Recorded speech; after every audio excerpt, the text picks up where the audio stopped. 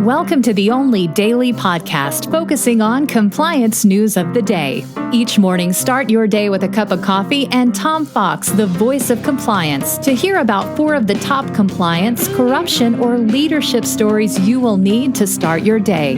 The Daily Compliance News is a production of the Compliance Podcast Network. April 14, 2020, the Won't Get Fooled edition. First up, the Softbank Vision Fund, headed by Masayoshi Shison, really lost its vision around several of its investments. Obviously, the WeWork disaster is on the forefront, but it also had Uber and several others.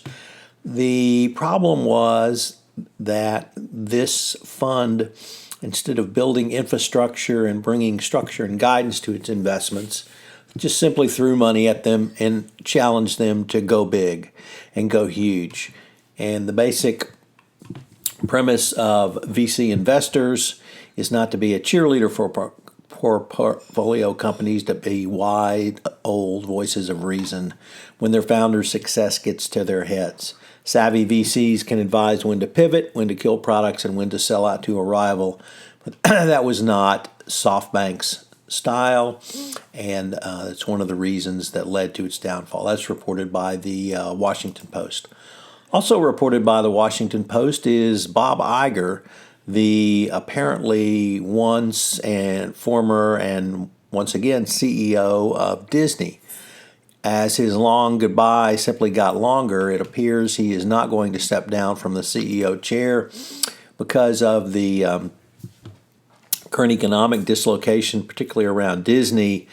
He had said he was kicking himself up to the chairman of the board, but it appears now that he's going to continue in the CEO role. It's unclear how long he will do that, but the whole new world caused by the corona outburst is hurting the Disney World theme park, cruise ship, movie, and streaming business all at once. So expect to see more of Bob Iger at Disney.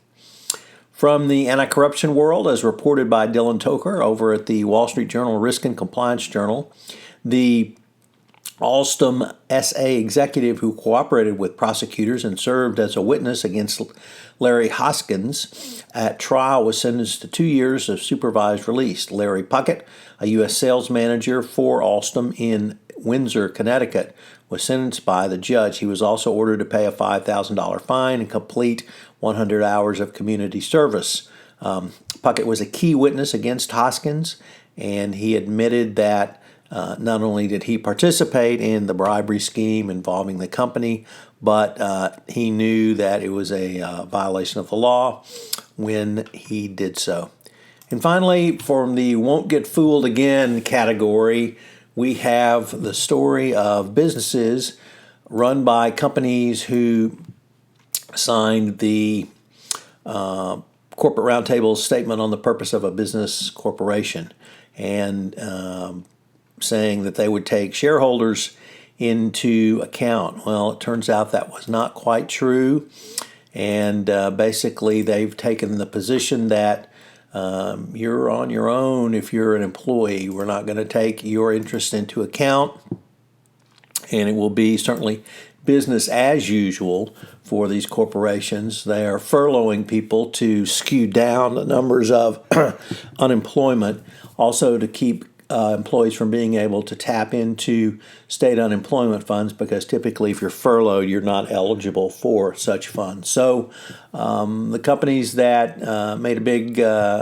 stink, or noise rather, I suppose, last summer about taking the interest of shareholders and employees into account, they have completely, totally, and utterly failed to do so in this time of coronavirus crisis and economic dislocation. So put on the Who and play Won't Get Fooled Again. I hope you are staying safe, self-distancing, and isolating during this time. Thank you for listening. The Daily Compliance News is a production of the Compliance Podcast Network and a proud member of C-Suite Radio. I hope you'll join me again tomorrow.